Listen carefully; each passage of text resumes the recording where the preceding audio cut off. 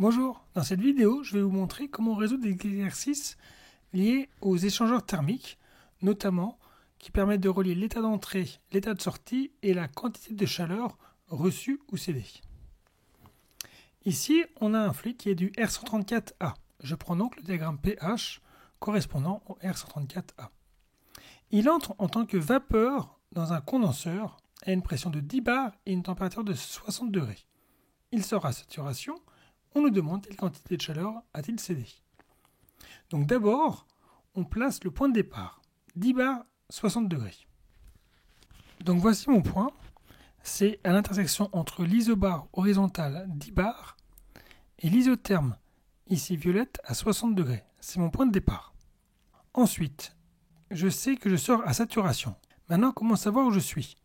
La première chose à se rappeler, c'est que la transformation dans un échangeur de chaleur est isobar. Je vais donc me déplacer le long de cette droite horizontale. Je m'arrête à saturation. Où est-ce que je m'arrête? Est-ce que je m'arrête à droite, la saturation, ce point ici, ou à saturation côté liquide? Ici, c'est un condenseur. L'objectif d'un condenseur est de faire condenser une vapeur, c'est-à-dire que l'on part d'un gaz et on fait de la condensation liquide, on arrive côté liquide. Donc on s'arrête à la courbe de saturation côté liquide. On est donc ici sur ce point-là. Maintenant, on nous demande la quantité de chaleur cédée en kilojoules par kilo.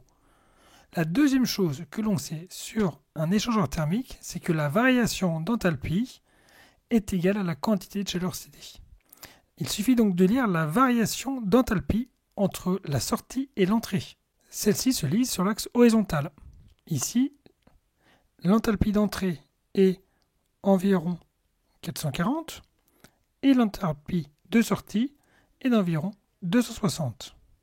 La chaleur reçue, c'est la différence entre l'enthalpie de sortie et l'enthalpie d'entrée qui serait ici négative. Celle cédée, c'est l'opposé, c'est donc la variation d'enthalpie entre l'entrée et la sortie. Ce qui donne ici à peu près 440 moins 260, une valeur égale donc à 180 kJ par kilogramme. Et voilà.